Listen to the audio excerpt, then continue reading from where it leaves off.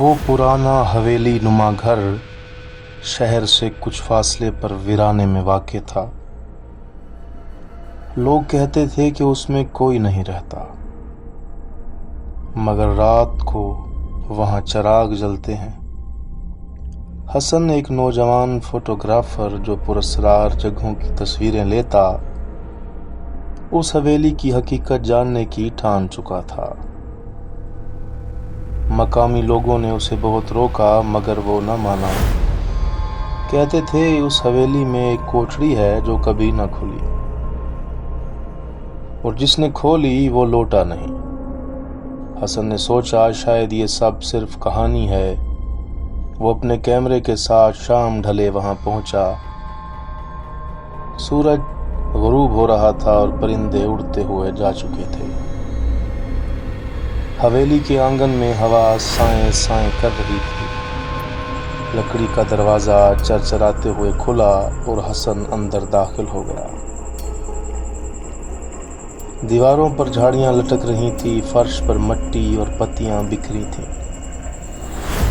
فضا میں ایک بوجھل خاموشی تھی، کمرے اندھیرے میں ڈوبے ہوئے تھے۔ حسن کی ٹارچ کی روشنی چاروں طرف ناچ رہی تھی۔ ہر قدم پر کچھ ٹوٹنے کی آواز آتی، حویلی جیسے سانس لے رہی ہو۔ اور پھر ایک دروازہ سامنے آ گیا، اندھی کوٹڑی کا دروازہ۔ اس دروازے پر زنگ آلود تالا لگا ہوا تھا اور اس پر خون جیسے رنگ سے لکھا تھا، مت کھولو۔ حسن نے سرد آہ بھری، دل میں خوف کا پہلا سایہ لہرایا، لیکن پھر وہی ضدی تجسس بیدار ہوا۔ اس نے اپنے بیگ سے لوہے کی کٹر نکالی اور تالا توڑ دیا۔ جیسے ہی تالا ٹوٹا، دروازہ خود بخود چرچراتا ہوا کھل گیا۔ اندر سے ٹھنڈی ہوا کا ایک جھونکا نکلا اور ساتھ ہی ایک بدبو، جیسے کوئی پرانی لاش گل چکی ہو۔ حسن نے ٹارچ جلائی اور قدم اندر رکھا۔ کمرہ چھوٹا تھا مگر دیواروں پر عجیب و غریب نشانات بنے ہوئے تھے، جیسے کسی نے ناخنوں سے دیواریں نوچی ہوں۔ درمیان میں ایک پوشیدہ صندوق پڑا تھا جس کے چاروں طرف کالے موم بتیوں کے نشان تھے۔ صندوق پر بھی کیلوں سے کچھ الفاظ کندہ کیے گئے تھے جو کسی پرانی زبان کے لگتے تھے۔ اچانک حسن کو یوں لگا جیسے پیچھے سے کسی نے اسے چھوا ہو۔ وہ تیزی سے مڑا مگر پیچھے کچھ نہ تھا۔ پسینہ ماتھے پر نمودار ہوا۔ صندوق آہستہ آہستہ ہلنے لگا۔ حسن کی آنکھیں خوف سے پھیل گئیں۔ حسن کی سانس جیسے رک گئی۔ وہ صندوق کی طرف قدم بڑھانے لگا۔ ہر قدم پر زمین ہلتی محسوس ہو رہی تھی۔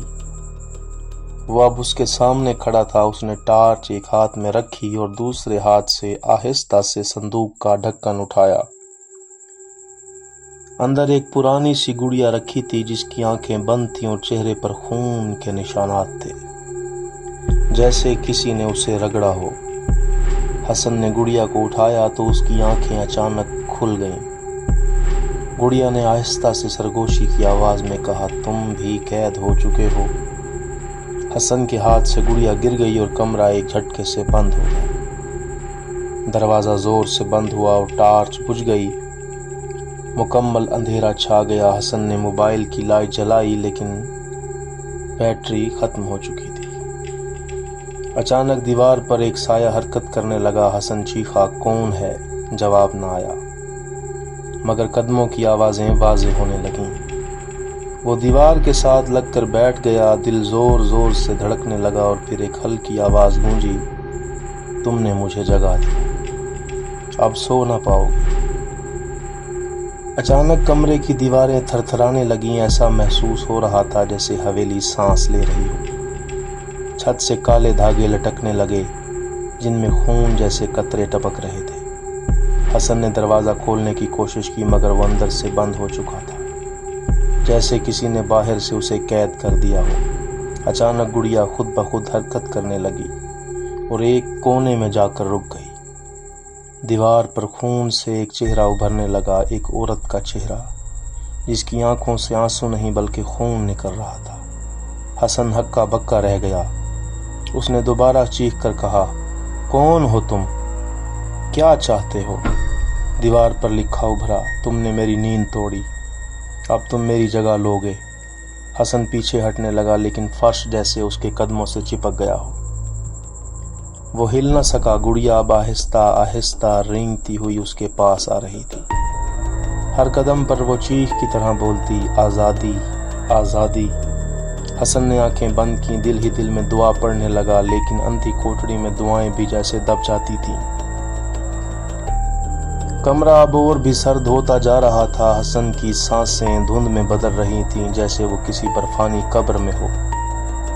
گڑیا اس کے بالکل سامنے آ کر رک گئی اور اپنی گردن ایک طرف موڑ کر خوفناک آواز میں بولی، اب تم میرے ساتھ رہو گے ہمیشہ کے لیے۔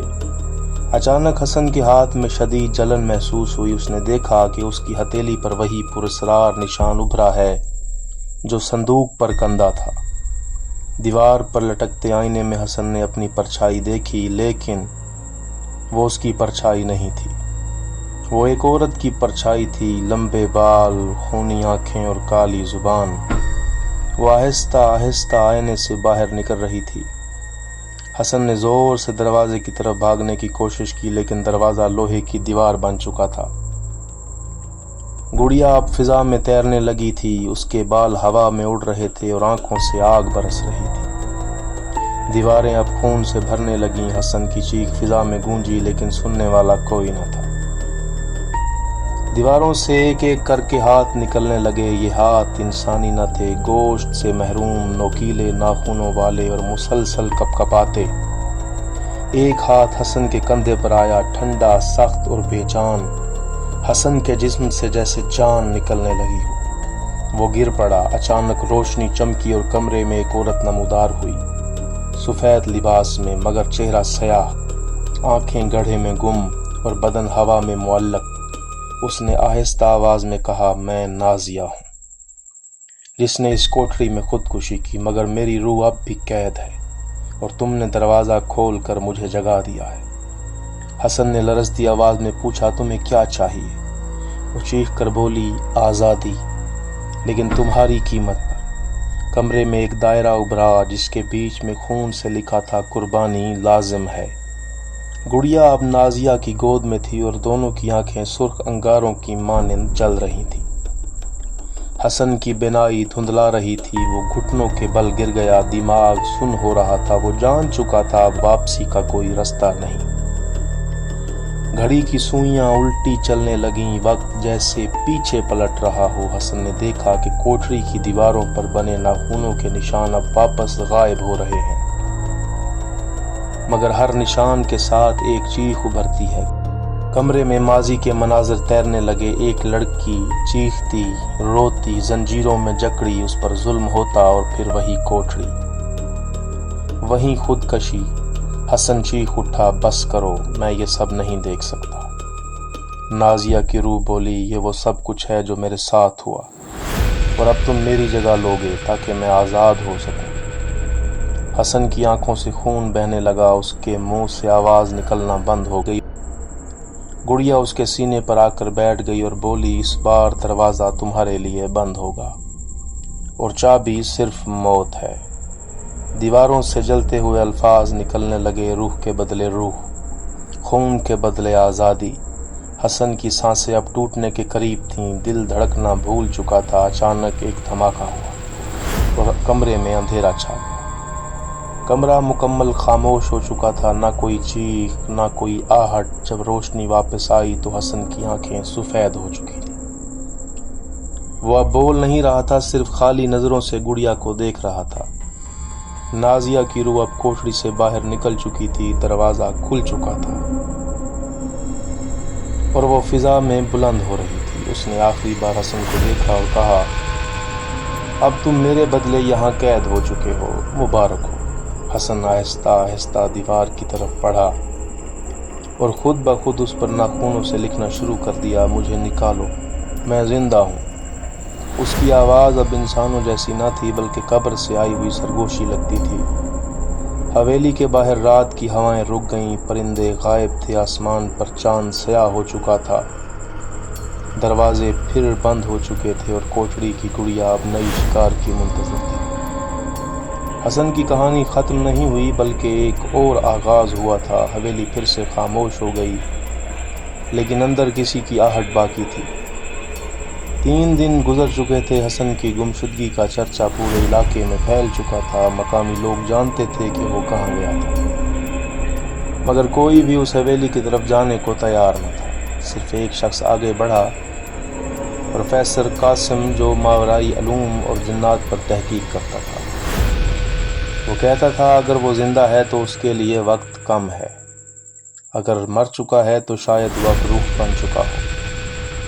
قاسم نے اپنے ساتھ کچھ تعویذ، نمک اور قرآن کے نسخے لیے اور غروب آفتاب سے پہلے حویلی کی طرف روانہ ہو گیا۔ ہوا میں بوجھل پن تھا، جیسے خود فضا بھی کچھ چھپانا چاہتی ہو۔ حویلی کے دروازے پر پہنچتے ہی وہ رک گیا۔ پرندوں کی آوازیں بند ہو چکی تھیں اور فضا میں مردہ گوشت کی بو تھی۔ اس نے بسم اللہ پڑھ کر دروازہ کھولا اور ایک بار پھر وہی پرانی بدبو، وہی سائیں سائیں، مگر اس بار کوئی اس کا منتظر تھا۔ قاسم نے اندر قدم رکھا تو حویلی جیسے کروٹ بدلنے لگی، دیواروں پر سرخ لکیریں ظاہر ہونے لگیں۔ یہ قرآن کی آیات کے برخلاف الفاظ تھے، جیسے کسی نے الٹے جادو کی زبان سے لکھا ہو۔ پروفیسر نے سبز دھاگا کمر سے باندھا اور ایک چمڑے کا بیگ کھولا جس میں جلی ہوئی ہڈیاں، لوہے کے ناخن اور خون سے لکھی ہوئی پرانی ڈائری تھی۔ اس نے اندھی کوٹڑی کی طرف قدم بڑھایا مگر دروازہ بند تھا، جیسے کسی نے اسے سلی کر دیا ہو۔ قاسم نے ایک تعویذ دروازے پر پھینکا تو چیخ کی آواز آئی اور دروازہ خود بخود کھل گیا۔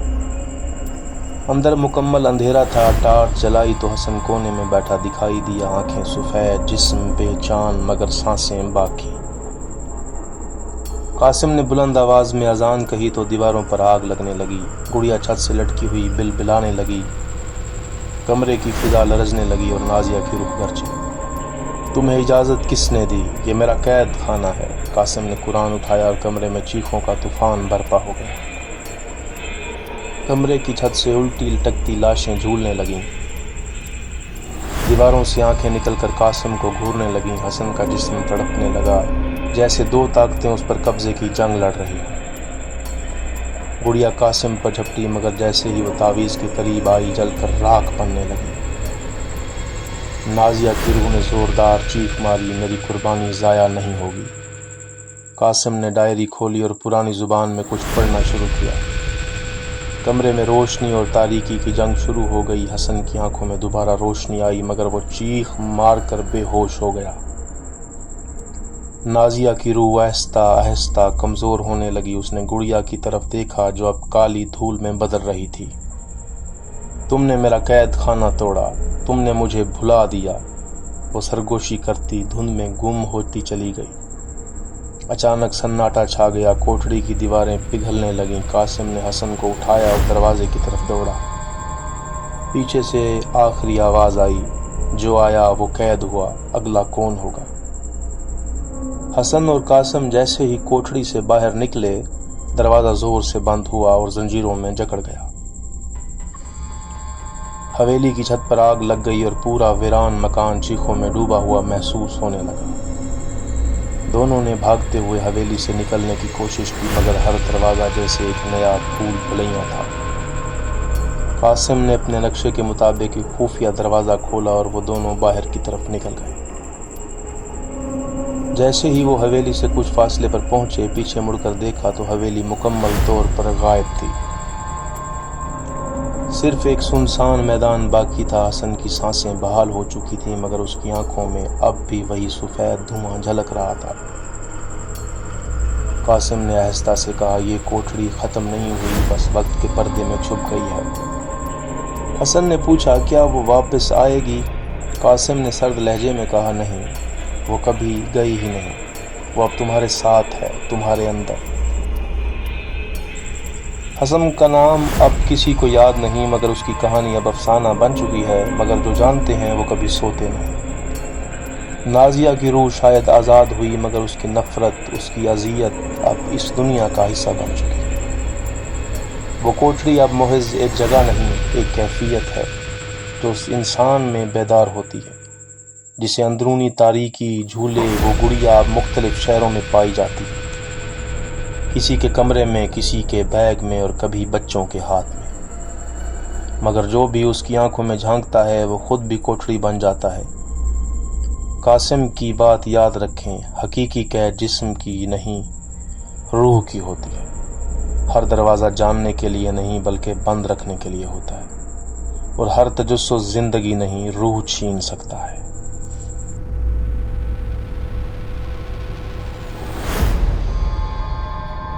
اگر آپ ہمارے اس چینل پر نئے ہیں اور اس طرح کی کہانیاں سننا پسند کرتے ہیں تو ہمارے چینل حکایت زمانہ کو سبسکرائب کریں اور بیل کے آئیکن کو ضرور پریس کریں تاکہ آنے والی تمام کہانیوں کے نوٹیفیکیشنز آپ کو ملتے رہیں۔